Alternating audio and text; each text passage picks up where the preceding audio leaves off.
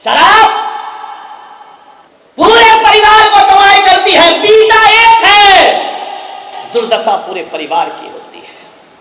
एक आदमी को मैं जानता हूं, मैं एक बार जेल गया, एक दिन के लिए प्रवचन करने, और कुछ मत लगाओ अर्थ कि मैंने कोई कांड किया इसलिए जेल गया। हर शहर में जाता हूं, प्रवचन करने गया, उपदेश देने गया। मेरे प्रवचन के बाद मैंने क्या देखा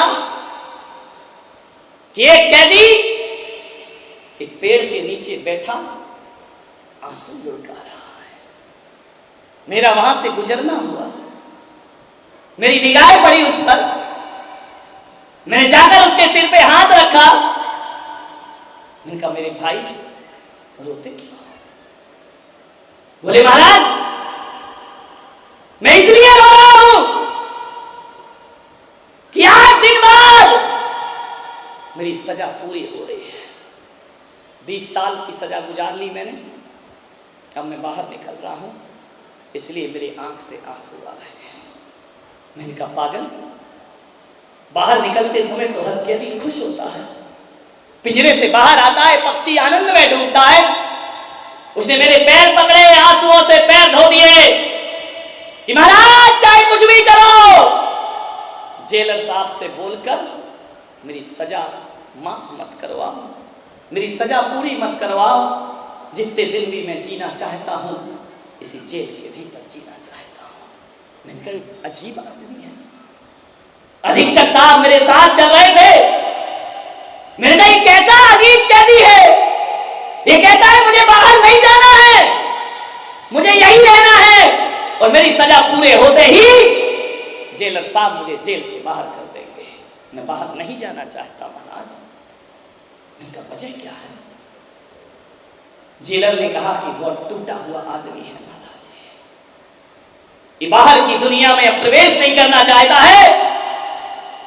मैंने उसके जख्मों पर मलहम लगाने का प्रयास किया। मैंने कहा बता भाई तुझे क्या तकलीफ है, एक बात तो बता दे, क्या वजह थी जो तू इस जेल के भीतर अपनी जिंदगी गुजार रहा है? ये 20 साल गुजार दिए तूने। बोले महाराज मेरा भी एक परिवार था, एक बहुत अच्छी पत्नी थी, मेरे बच्चे थे, लेकिन महाराज ऐसे लोगों की संगति में मैं पड़ गया कि ऐसे चंद लोगों ने मेरा पूरा परिवार तहस नहस कर दिया। ऐसे लोग इस समाज में हैं जो मुझे गलत राह पर ले गए। मैं कभी शराब नहीं पीता था, उन्होंने मुझे शराब पीना सिखा दी। महाराज ऐसी लत लगी, ऐसी लत लगी कि जैसे जैसे मैं शराब के घूंट पीता वैसे वैसे मेरी पत्नी आंखों से आंसू की धारा बहाती, मेरे बच्चे रोते, मेरे माँ बाप का सिर शर्मिंदगी से झुक जाता कि तू ये क्या करने लगा, इतना अच्छा हमारा लड़का। रोज रोती मेरी पत्नी, और धीरे धीरे उस पत्नी मजबूर पड़ी। अब वो आंसू नहीं बहाती, अब मुझसे संघर्ष करती, मुझसे विरोध करती। 1 साल हुआ, 2 साल हुआ, आए दिन झगड़ा होता, घर में कलह होती। पत्नी ने कहा मैं सुसाइड कर लूंगी, लेकिन तुम शराबी के साथ अपनी जिंदगी नहीं गुजार सकती मैं। लेकिन जब जब मेरी पत्नी ने आत्महत्या की ओर कदम बढ़ाया, मेरे 2 छोटे छोटे बच्चों को देखकर वो लाचार रुक जाती थी कि बाप शराब पीता है और मैं भी ना रहूंगी, क्या होगा इस औलाद का। बड़ी मजबूर है ये नारी, अबला तेरी यही कहानी, आंचल में है दूध और आंखों में पानी, अबला तेरी यही कहानी। बहुत परेशान हो गई मेरी पत्नी। मेरी पत्नी ने कहा कि देखो तुम्हें शराब पीना है तो बाहर जाकर पी लो, ये घर के अंदर शराब मत लाओ, बच्चों पर क्या असर पड़ेगा, ये बच्चे क्या सीखेंगे। मैंने कहना ना माना। पत्नी ने कहा मैं चली इस घर से, तो मैंने गुस्से में उसे धक्के मार के घर से निकाल दिया कि जा, आज के बाद तुझे इस घर में आने की कोई जरूरत नहीं है। वह कपड़े रखकर चली गई पीहर में। मैंने अपने यार दोस्तों को फोन लगाया पैमाना छलकेंगे जाम पर जाम। घर में मैं शराब पीने लगा। महाराज, मैं अपने दोस्तों के साथ कमरा बंद करके शराब पी रहा था। बाहर से दरवाजा खटखटाने की आवाज आई। मैंने कहा कौन है? जवाब नहीं मिला। दरवाजे खटखटाती रही। दरवाजा खोला तो पत्नी खड़ी थी। मैंने कहा तू तो चली गई थी ना? बोले मैं गई नहीं थी, मैं यही देख रही थी कि मेरे जाने के बाद तुम घर की क्या दशा करते हो। जिस घर को मैं मंदिर मान करके पूछती हूँ, जो घर मेरे अरमानों का सपना है, जो घर मेरे जीवन का सबसे बड़ा पवित्र स्थान है, सच कहती हूं मैंने इस घर को मंदिर से ज्यादा पवित्र बनाने का प्रयास किया है। मैंने महाराज के प्रवचन सुने थे। उन्होंने कहा था कि मंदिर को ही पवित्र मत रखो, अपने घर को भी पवित्र रखिए। उसी दिन से मैंने इस घर को पवित्र बनाया है। लेकिन आज तुमने सब यार दोस्तों को बुलाकर शराब पीकर मेरी पवित्रता को दाग कर दिया है। पति ने कहा चल भाग यहां से, आई क्या तू यहां लौट कर? पत्नी को क्रोध आया, अंदर गई। तो जाकर के मेरी पत्नी ने मेरे दोस्तों की बेइज्जती की कि किसी का घर उजाड़ते तुम्हें शर्म नहीं आती है? किसी की पत्नी के ना रहते हुए उसके घरों में ऐसे काम करते हो? निकल जाओ इस घर से बाहर, ये घर मेरा है, मैं इसे संभालती हूं। इसी वक्त इस घर से निकल जाइए। और मेरे दोस्तों का अपमान क्या हुआ, मैं ऑफिस से बाहर ना रहा और मैंने एक राड उठाकर लोहे की पत्नी के सिर पर दे मारी। पत्नी चीखी, बेहोश हुई, खून की धार लगी और मेरे सामने देखते देखते मेरी पत्नी ने प्राणों का त्याग कर दिया। महाराज, एक शराब ने मेरा जीवन बर्बाद कर दिया, एक शराब ने मेरे घर को नाश कर दिया। मेरे बच्चे चीखते रहे, बिलखते रहे। क्रोध में मुझे नशे में कुछ ना दिखा, मैंने बच्चों को उठा के फेंक दिया।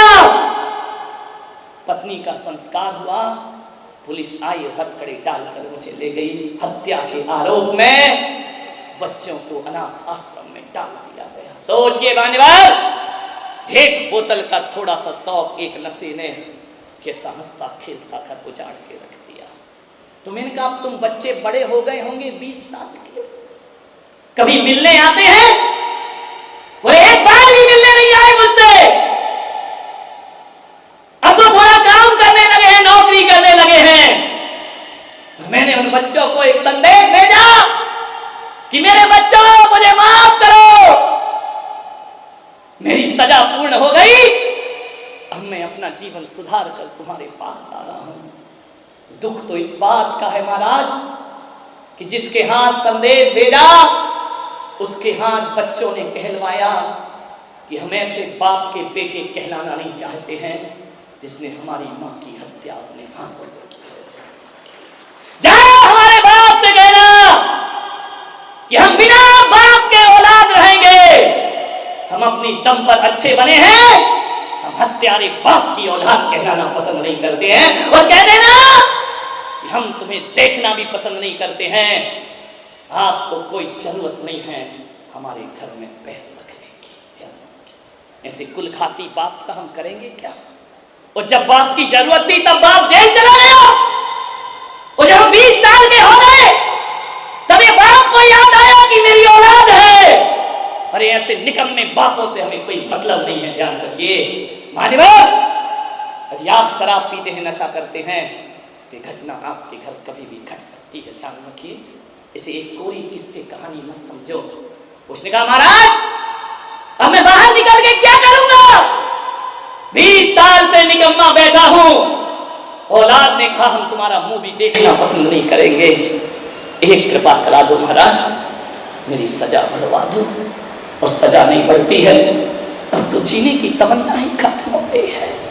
बाहर जाके करूंगा क्या, किसके घर जाऊंगा, कौन मुझे इज्जत देगा, कौन इस हत्यारे को अपने घर में रखेगा? मुझे फांसी की सजा दिलवा दो महाराज, मैं जीना नहीं चाहता। मान्यवर, एक नशा जीवन को किस तरह से बर्बाद करता है। अरे हम तो साधारण लोग हैं, यदि व्यसन की लत पांडवों को भी लग जाती है तो द्रौपदी भी दांव पर हाथ दी जाती है, ध्यान रखना है। मान्यवर, इतना बुरा होता है नशा व्यसन, द्वारिका में यदि यादव लोग शराब पी लेते हैं तो दीपायन मुनि के द्वारा पूरी द्वारिका भस्म कर दी जाती है। ध्यान रखिए मान्यवर, नशे से बचने का प्रयास करो, मत बढ़ावा दो, रोकथाम करिए इसकी। आप माँ बाप हैं, यदि आप अपने कोई नशा नहीं करो तो बच्चों पर भी ध्यान रखो कि उनके हाथ में कोई भी नशा नहीं आना चाहिए। ध्यान, जिंदगी को बर्बाद करती है ये शराब। शराब शब्द में 3 अक्षर है, शा, रा, बा। शा का अर्थ होता है जो सराती है, रा का अर्थ होता है जो रुलाती है, और बा का अर्थ होता है जो जिंदगी को बर्बाद कर जाती है। वो दुनिया में शराब कहलाया करती है। मान्यवर, शराब का जन्म भी सड़ने से होता है, तो शराब का अंत भी सड़ने से होता है। शराब जब पैदा होती है अंगूर को सड़ना पड़ता है, और शराब जब बन जाती है ना तो वो बेवकूफ सड़ता है जो बोतल को अपने होठों से गलाया करता है। ध्यान रखिए मान्यवर, शीशी में रखा गंगा जल हजारों वर्ष में भी खराब नहीं होता, लेकिन मुंह में रखा शराब का एक गंदा जल पूरे जीवन को अपवित्र कर दिया करता है। जिसका जन्म सड़ने से, जिसका अंत सड़ने से है, इस शराब को हमें छोड़। डायोजनीज एक बहुत बड़ा दार्शनिक हुआ, वह भारत आया, उसके स्वागत में शराब परोसी गई। अरे गंगा जल परोसते, भारत का अमृत परोसते, पंचामृत परोसते, शराब परोसी गई। देखिए, विचार करिए, डायोजनीज को आमंत्रित किया, शराब परोसी, महंगी शराब बुलाई गई। डायोजनीज ने पैमाना भरा, देखा, फेंक दिया शराब। दूसरा भरा, फिर फेंक दिया। तीसरा भरा, फिर फेंक दिया। अब तो भारत से ना रहा गया। भारत ने कहा, इतनी महंगी शराब आप जमीन पर फेंक रहे हैं, कोई गंदगी है क्या इसमें? डायोजनीज मुस्कुराया, बोले पूछते हो इसमें गंदगी है क्या? अरे ये बताओ इसमें अच्छाई कौन सी है जो तुम गंदगी की बात करते हो? अरे बोले कोई मक्खी गिर गई क्या, कोई कीड़ा गिर गया क्या? बोले मक्खी कीड़ा गिर जाती तो भी चल जाता। तो उन्होंने कहा कि आपको ये शराब नहीं पीना तो मत पिए, लेकिन इसे मिट्टी में क्यों मिला रहे हो?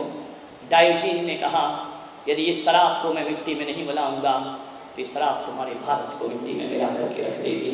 और मैं ये चाहता हूं कि शराब दुनिया को मिट्टी में मिलाए, उससे पहले हमें शराब को मिट्टी में मिला देना